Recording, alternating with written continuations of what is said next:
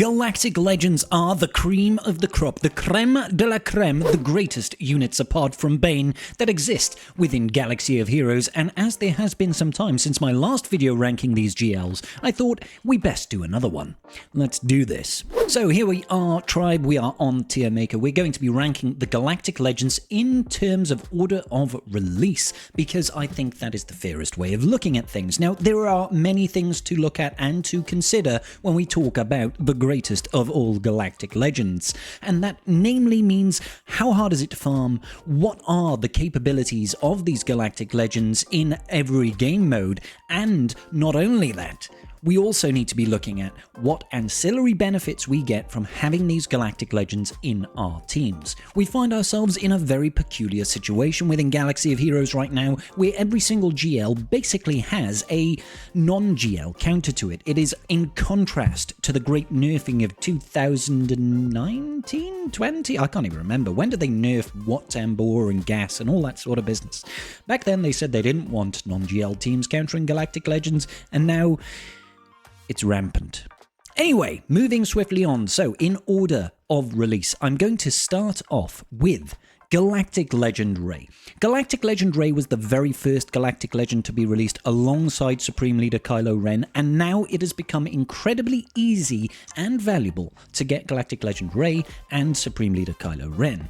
There are Lightspeed bundles that basically trivialize the farming aspect of unlocking these Galactic Legends for a pittance in Galaxy of Heroes term. I'm not here to poo-poo on whaling or not whaling or failing to whale, as many people do actually happen to have happened to them, and your boy Scribble included. Now, Rey is incredible on defense. She remains to this day to be one of the most valuable and most successful Galactic Legends on defense the game has ever seen. Now, I'm trying to talk about this outside of the concept of datacrons, okay? Because current datacrons make Rey a nightmare. In no uncertain terms, with the Holdocron, with the ability to not have your units die until they've all dropped below 100% health, with the ability to have additional crit chance and stacking offense and all this sort of business and crit hit immunity and tenacity through the roof, Rey on defense is incredible. On offense, she is actually very good. She can beat a lot of things, including herself, for good banners. The problem is everybody puts her on defense because defensively she is so flippin' good. So I have to say, in PvP environments, she is cream of the crop, top tier, amazing GL to have. When it comes outside of that, she is perfectly viable when you look at things like how does she perform in territory wars, how does she perform in territory battles. She can always get a 2 out of 2 if you are playing her character right, but I wouldn't say she's the most valuable in those game modes. Also, looking elsewhere, looking at things like assault battles and any other bonus content that she can play in, it's a little bit on the limited side. Looking at game modes like Conquest, for example, she is very useful there because she can help get certain feats done. Oftentimes, stuff like evading attacks, she's very good at because she can ramp mastery, all that sort of business. She's very useful in those game modes. Overall, though, I wouldn't put her in the S tier or the Kyber tier. I would probably have her at the top end of Erodium, just because she is very good in PvP, but mostly gets relegated to defense. And then in other game modes, she does shine, but not quite as bright as some of the others. Next up on our list, then, is going to be Supreme Leader Kylo Ren. Now, I can English. Supreme Leader Kylo Ren, or Slacker, as I'm going to refer to him right now to avoid my tongue twisting myself any further, is an incredibly valuable GL, and in contrast to Rey, he is incredibly valuable on offense. He can help take down some of the best characters and best teams in this game, not only from a perspective of, oh, this is a really tough GL with really good datacrons and modding and good support, but also from a perspective of if he doesn't have to take out one of those, he is a very useful GL in being able to solo basically any team in GAC. You know, you throw him up against something that's awkward to beat, something that can be tricky, something like, let's say, like a Qui-Gon Jinn Omicron team with Ki-Adi-Mundi and Jedi Knight Anakin with a really good datacron. He can go in there and he can trivialize that content for 68 banners or so. And that is incredibly valuable to have as a toolbox within your arsenal. Or something like that. An additional tool within your toolbox. That's probably the analogy that I'm trying to go for here. So in PvP environments, Supreme Leader Kylo Ren, incredibly valuable. Defensively, In my opinion, he has less viability. There are specific niche circumstances, and specifically with Datacrons and mismatching him potentially under a Reaver team with Malakos, he has additional viability, but I wouldn't say defensively he is the cream of the crop. And just based on that, and the fact that, you know, he has, just like Rey, no additional viability in other game modes outside of Conquest and in TB, where they have about the same value viability, I would say, I'm going to place him at about the same rank as Rey, about the same place. I'd say they're both incredibly valuable.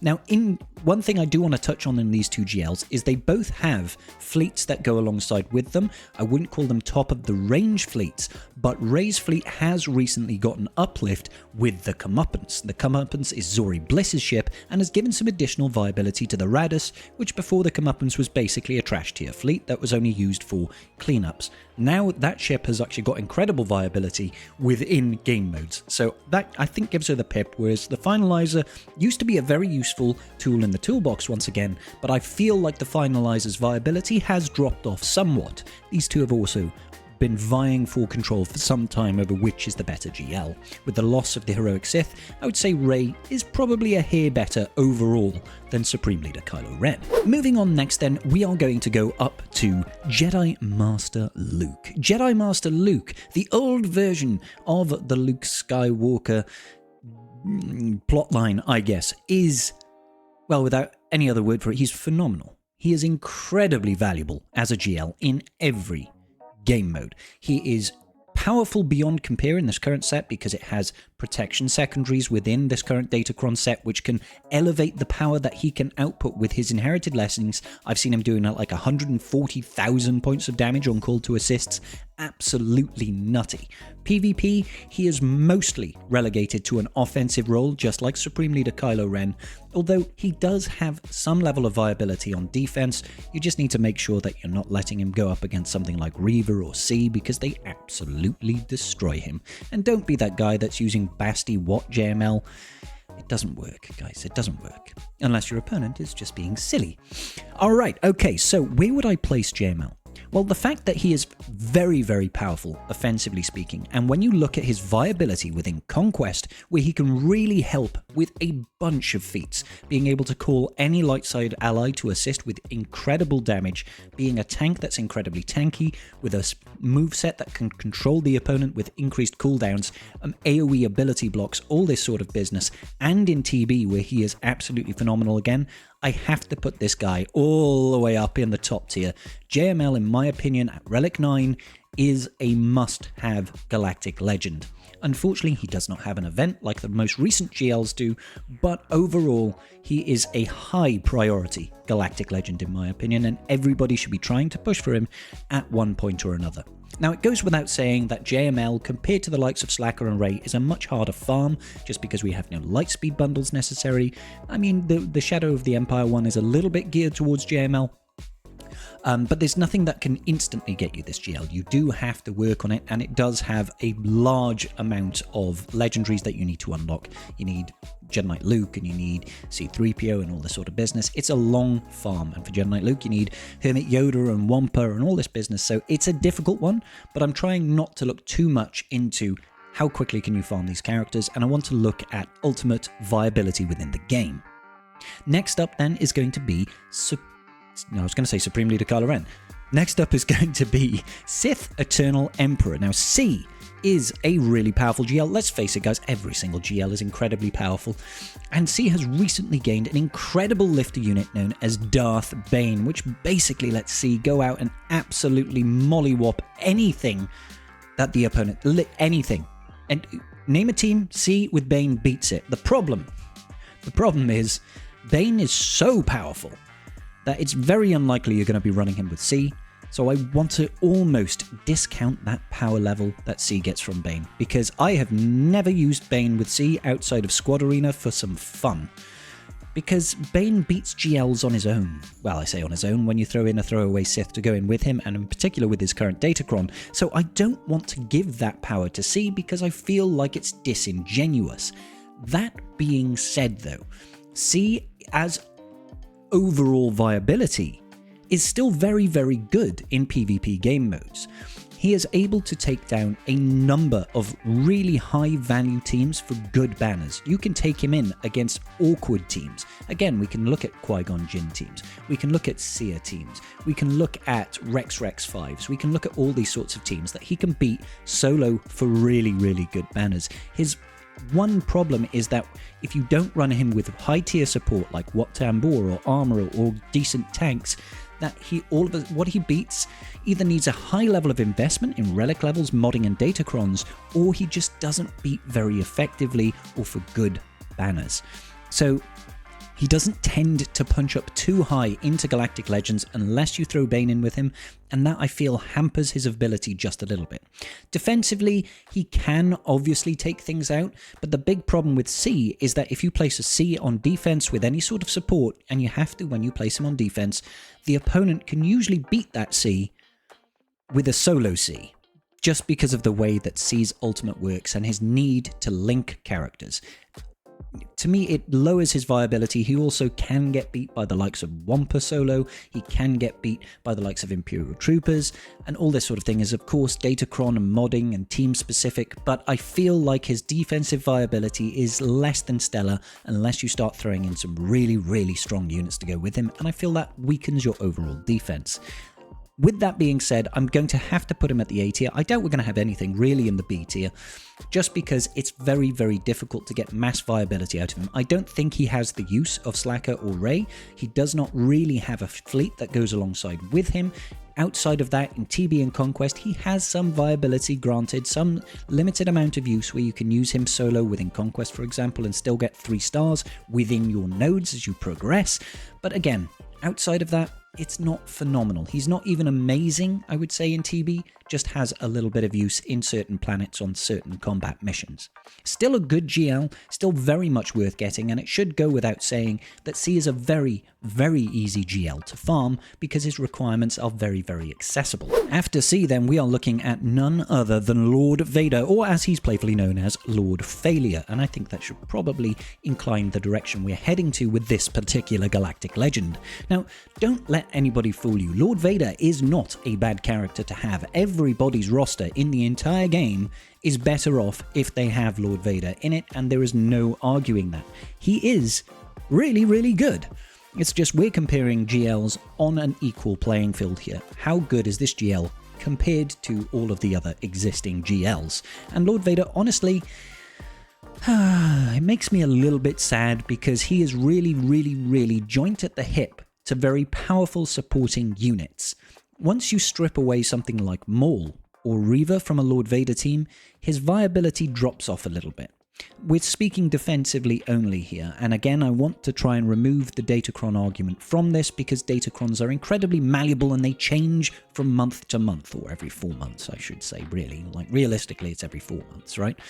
And that's a big problem for me. That's a big problem for me, because if you set Lord Vader on defense, and currently with the datacron with Bo-Katan, and even without the Bo-Katan cron, she beats him very, very easily. If you don't throw in Maul there, then he's definitely getting beaten by quite a few things. Like Fennec. Fennec lead bounty hunter still beats Lord Vader. Not with the current datacron set, but it just goes to show that as soon as you sort of start to weaken it, you begin opening up the counters quite largely, in fact, quite largely, and that's a bit of a shame. Offensively speaking, again, he does suffer a little bit when you don't have Maul in the team because it gets that much harder to try and actually hit the ult, but he can still beat a number of incredibly useful and powerful Galactic Legends. He can still go up against the likes of Jabba and more or less neutralize it. He can go up against the likes of Rey and deal with her. So I don't want to say he's a terrible GL because he isn't. He really isn't, and he's got some good tags with Empire and Sith being supported, although mostly Empire and a smattering of unaligned Force users as well. There are some nifty combinations on defense that you can use with Lord Vader as well, currently in the current Datacron set, using Darth Vader with a specific Datacron set that we currently have around generating TM, causing us to gain bonus turn meter, bonus protection, and having damage over times on the level 3 can result in a very difficult Lord Vader Darth Vader team to kill. So that is useful, but again, it is limited to the current Datacron sets. overall, I would say that Lord Vader probably places somewhere around the A. If you don't have Maul in that team, it drops down to a B in my opinion, and he becomes specifically an offensive sort of GL that you can use to take out some good teams for good banners. Sending him in solo, I've had him beat stuff like Full Relic, High Omicron, Tusken teams, that sort of thing, just because he has a large element of survivability.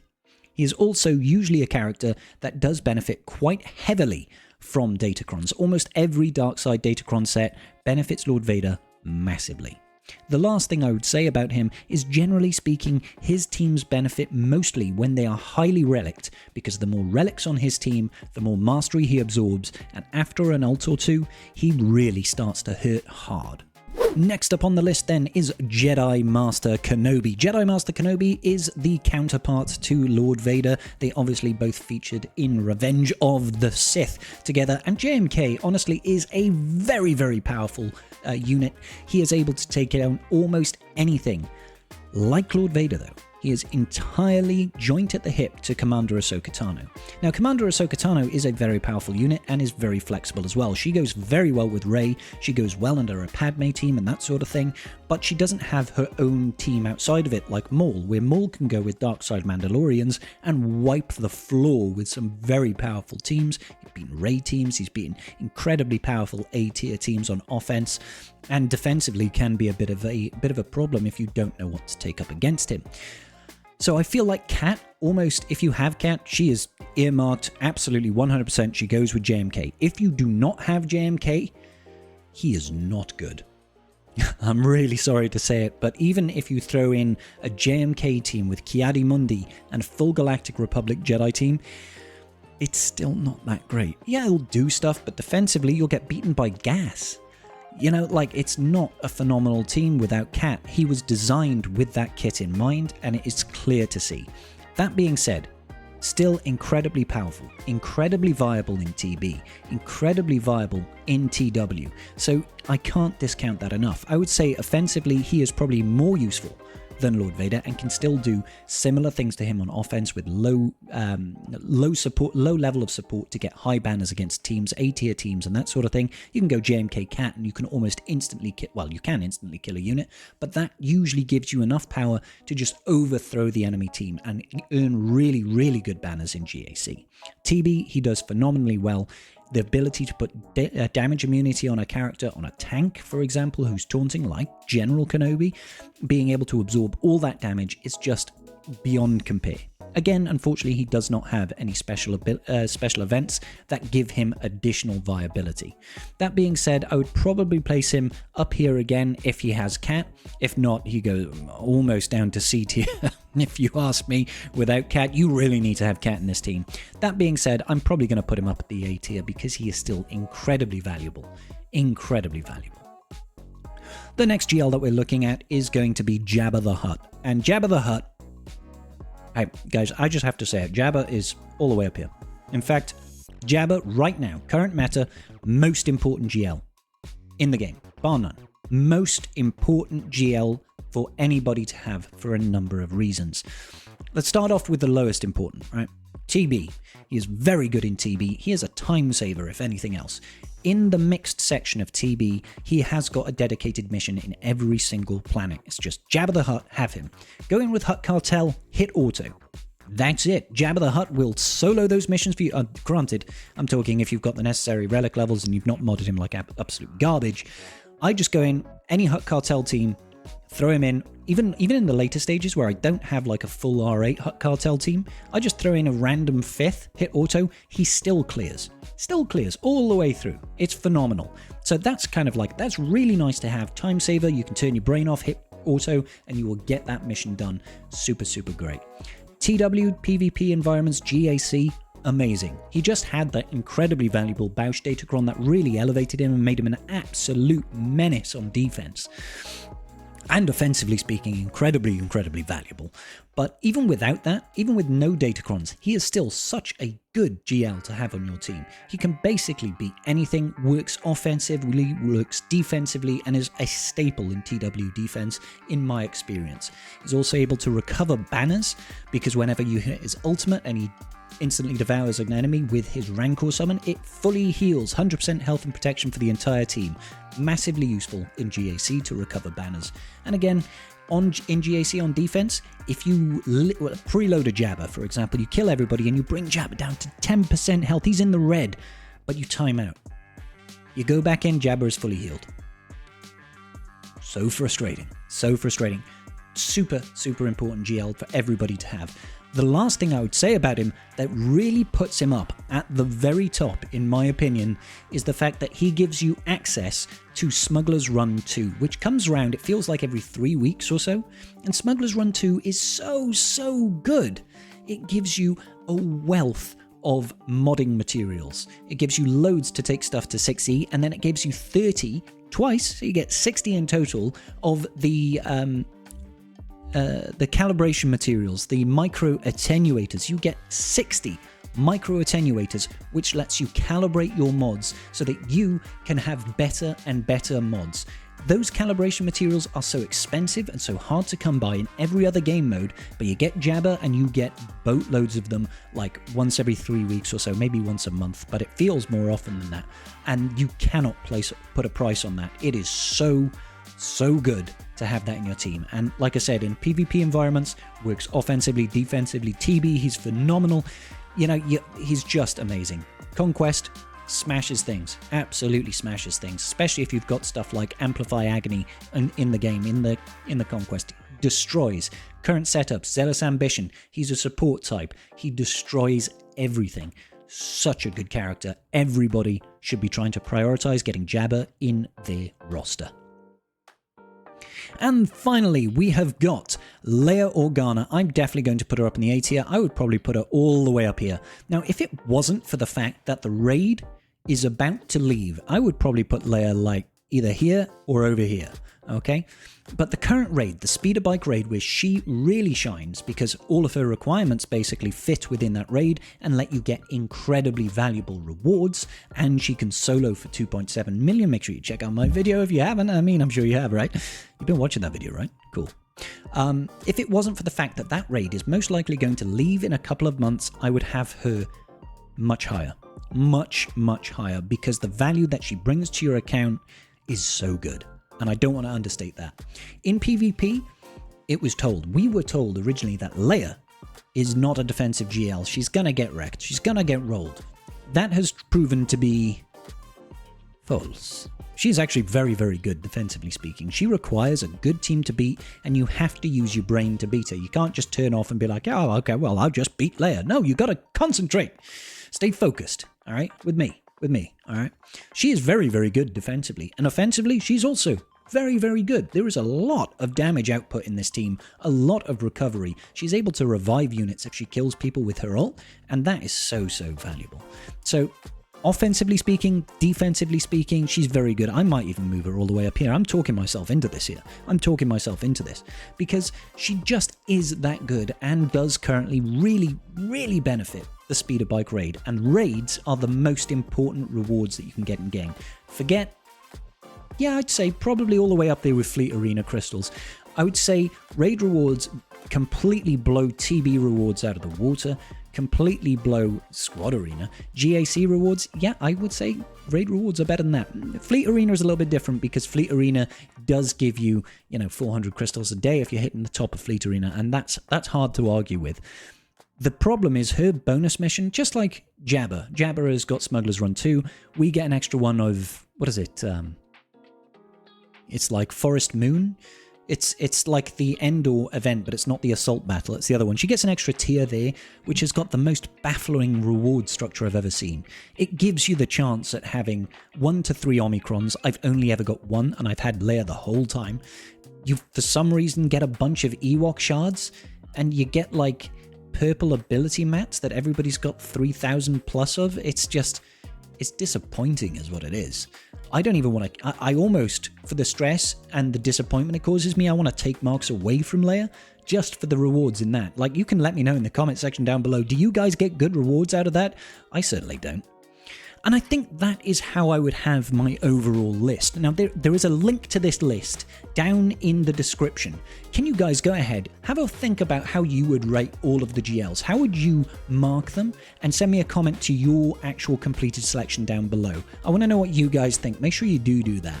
All right, amazing. What do you guys think? What is the best GL in the game? Do you think we're getting a GL this year? I don't think we are. And what do you think about my list overall? Do you think it's accurate?